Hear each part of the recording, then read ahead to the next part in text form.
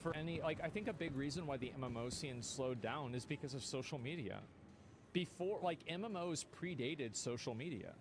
So people went on MMOs to talk to other people on the internet because it was a novel and new thing that you couldn't do anywhere else. Then, whenever social media emerged, you could do this on MySpace or Facebook or Twitter later on. Then that novelty and that unique advantage that MMOs had went away. Guild Wars 2 and Star Wars The Old Republic made their entry into the MMO scene and kind of picked up the stragglers that maybe weren't really happy with their games anymore. Guild Wars 1 died because of money. You couldn't jump in Guild Wars 2. Like, that's it. Like, let's just stop right there. You can't jump in the game. That's the dumbest fucking thing I've ever seen. Why the fuck can't you jump? That's bad. It's garbage. Throw it in the garbage. Get out of here. No. It's outrageous. You can. Whenever the game came out, you could not jump. Or didn't really scratch the itch they wanted, and we're still able to give a lot. Oh, the second game, it took them a whole game. Yeah, I'm talking about Guild Wars 1. I'm talking about, like, whenever WoW came out, why did Guild Wars 1 never catch on the same way that WoW did? You can't jump. It's so fucking stupid. Yeah, what do you... That's dumb. What do you mean you can't jump? The players there.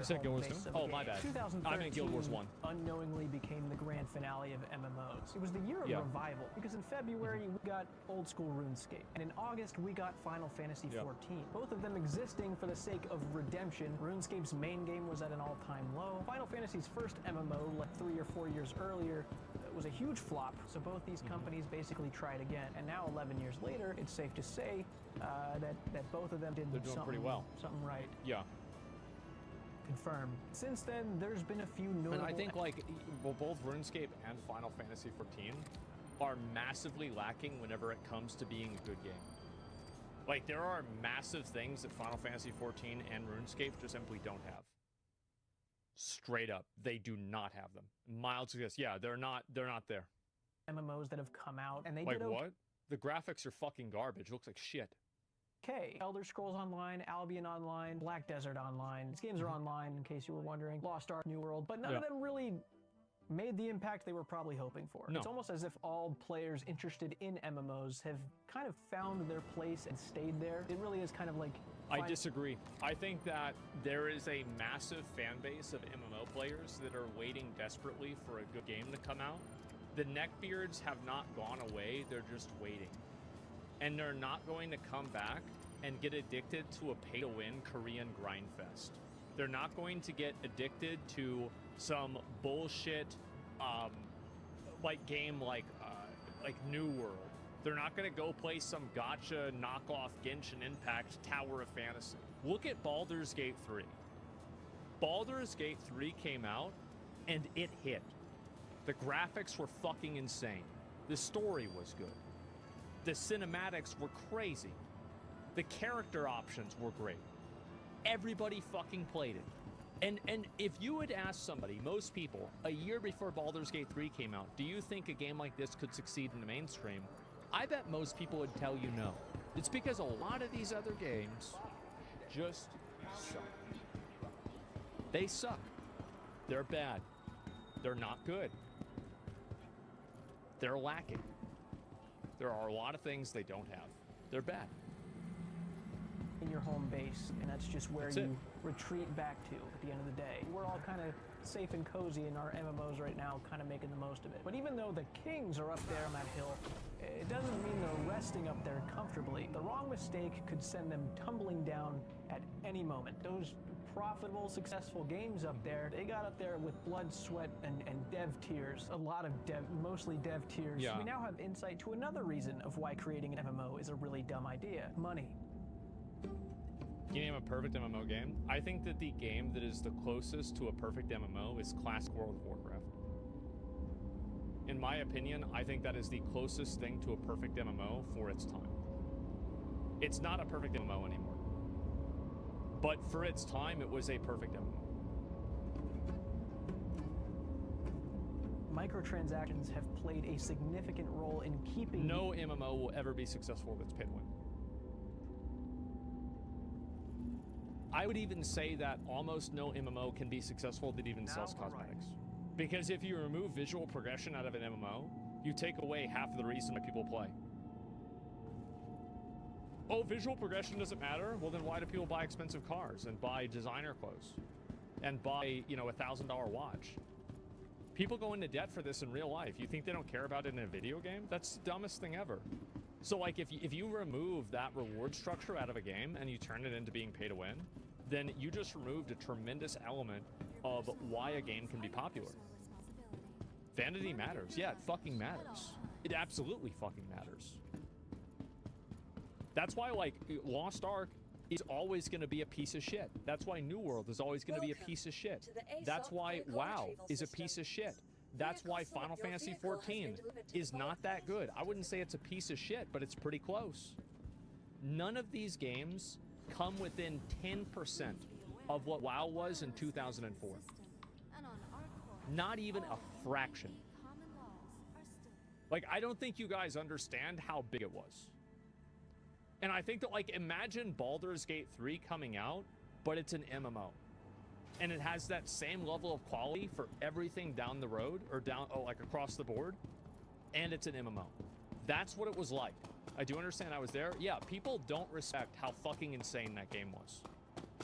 It'd be dope, yeah. Like, no MMO, like Albion on, like, Black Desert? Fuck no, it's a piece of shit game. It's a trash game.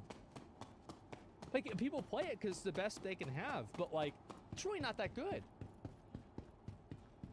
I'm just being honest, guys. It's just a piece of shit. These games alive. They've got to pay a staff to maintain and update and create for the game so that they keep their players there. They've got to pay for these massive servers. I don't even know how much those things cost. And also making sure that they meet the quota so that the very top executive owner of the company gets the salary that they've written for themselves. Question, is Jagex milking their players? Well, yeah, it's quite a big question.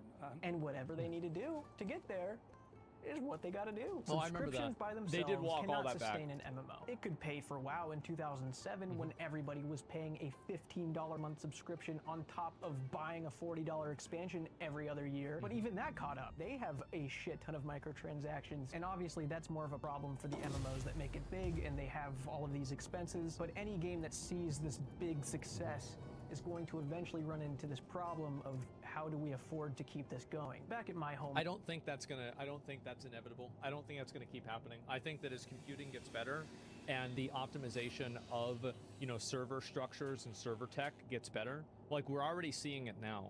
Like, the things that people can do with, like, games, like between DLSS and, like, server meshing, like with Star Citizen, it's next fucking level.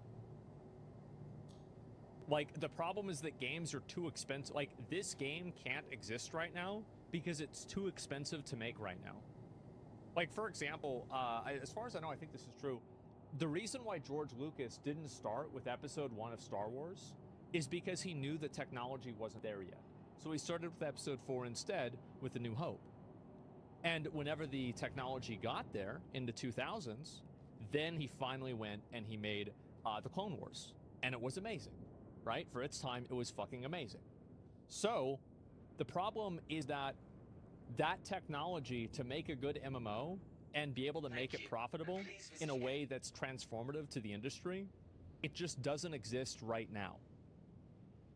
But it will. Base. I give Jagex a lot of money every year through subscriptions. Ooh. I pay for my subscriptions on multiple accounts, as do other people. And Jagex makes millions off of players giving them monthly subscription money. But you may have noticed while we're over here frolicking in our flowers of polls and community involvement and fun, our brothers and sisters over at RuneScape 3 cannot say the same. Is Jagex actually this oblivious? We're in a time where RuneScape, at least according to the majority of the vocal player base, feels like it's being neglected, and as someone who's been covering the news and following the game actively for years now, I also think it's just pay-to-win garbage. Like, that's all there is to it. It's just a pay-to-win garbage game. Like, that's all there is. Like, I mean, really, like, I feel like we spend a lot of time debating about, well, there's not very much shit in my cake, so it's okay with eating it. But every one of the cakes is shitty. That's the problem. Is that, like, you can't have a transcendent game that changes the industry when the entire player base has to go through some level of cognitive dissonance to convince themselves that the obvious problems with the game don't exist.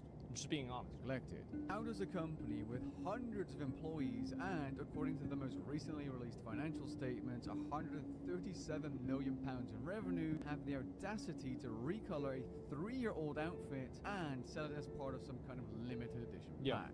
RuneScape 3 has been contaminated with regularly updated toxic cash-grabbing microtransactions. It's experiencing increments of worse. Players just begging the devs to please stop, as if the devs have No, they're dick eaters. They deserve it. You eat dicks, you deserve dicks. That's what dick eaters deserve. It's horrifying. Yeah, that's the way it goes. Yeah, you're playing this game. Nobody's making you play this game. You're playing this game, you're eating dicks. Stop eating dicks. Like, they added the WoW token in the classic Wrath. I pretty much just stopped playing. It's a dick eater game now. I'll play Kaddish, sure. A little bit, then I'll stop. It's a dick eater game. I don't want to be a dick eater. And whenever I do want to be a dick eater, like with Honkai Star Rail, I go into it and I order dicks from the menu. I don't order a steak and then try to convince myself that there's not a dick on the steak. I order it straight off the menu. Control over it. RuneScape 3 is the soldier spreading its arms, protecting us from projectiles, while we sleep soundly, telling the devs that we're not fond of this Square Enix idea method. they think they're having. But what I'm trying to say is that even old school RuneScape, as one of the most populated MMORPGs in modern gaming, only exists because RuneScape 3 offers microtransactions. Because what you've... It only exists because people have nostalgia for it for 25 or 30 years. That's the main reason. Like, that's it. Like, if this game came out today, it wouldn't be as popular as it is. And I'm not saying that as a bad thing. It's the same thing with classic WoW. I'm sorry, but like, the future of MMOs is not some old school version of a game that came out 20 years ago. This isn't the future. It's just not. People are holding on to it and hoping that, oh, well, it's gonna come back. It's never gonna come back, man. These games are products of their time. Spent on old school RuneScape membership subscriptions in the last 6 years. 10 people spent that same amount yesterday on RuneScape 3 keys. Those are the players the Jagex needs, not you, not me. MMOs are expensive to make and they're expensive to maintain, which, by the way, whoever over at Amazon Games thought that a one-time purchase of a $40 game was going to be enough to sustain a huge MMO, what are you doing? What did you think was going to happen? And then, well, they sold a lot of cosmetics, to be fair. Who decided that microtransactions were going to be your next alternative, and this is what you have in the store?